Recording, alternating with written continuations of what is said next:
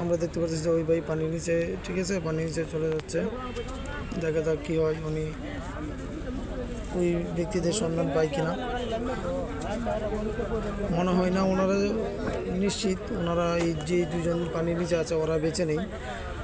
তারপরেও তো স্বজনরা যেন চাই তাদের মৃত লাশটি কেউ একবার দেখার জন্য। ওনাদের বাড়ি কোথায় জানা নেই, তবে ওই যেই জায়গায় নৌকাটা ডুবেছে ওইটা হলো আদর্শনগর বাজার, মোহনগঞ্জ উপজেলাধীন। দেখতে পারতেছি ওই ফায়ার সার্ভিস ভাই পানির নিচে ডুব দিছে। দেখা যাক উনি আমাদের মাঝে কি সুসংবাদটা নিয়ে আসেন।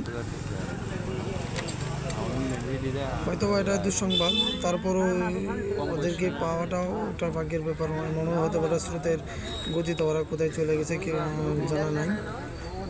স্রোত, অতিরিক্ত স্রোত। ওই ফায়ার সার্ভিস ভাই অনেকক্ষণ ধরে চেষ্টা করতেছে পানি নিচে। জানে না এত খোঁজাখুঁজের পরেও ওই লাশগুলোকে পাওয়া যাবে কিনা। দেখেন এই মঙ্গলবার আদর্শনগর বাজার, সাপ্তাহিক বাজার, শত শত হাজার হাজার লোক ভিড় জমছে ওই দৃশ্যটা দেখার জন্য।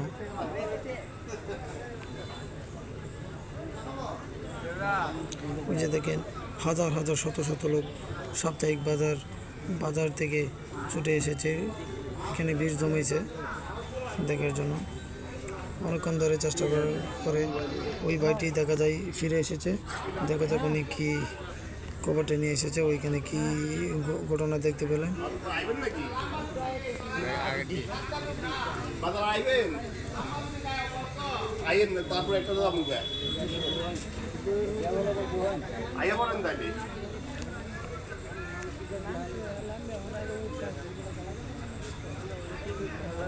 ওই ভাই পানির উপরে চলে আসছে।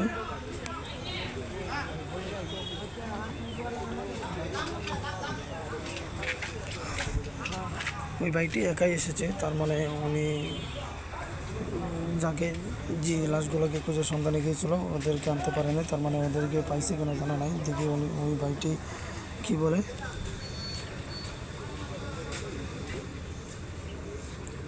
তিনি অনেকক্ষণ পানির নিচে খোঁজাখুঁজি করলেন, যতটুকু বুঝতে পারলেন তিনি ট্রলারের ছোটো ছোটো দরজা দিয়ে ভিতর দিয়ে ঢুকতে পারছে না, তাই উনি উঠে এসেছে।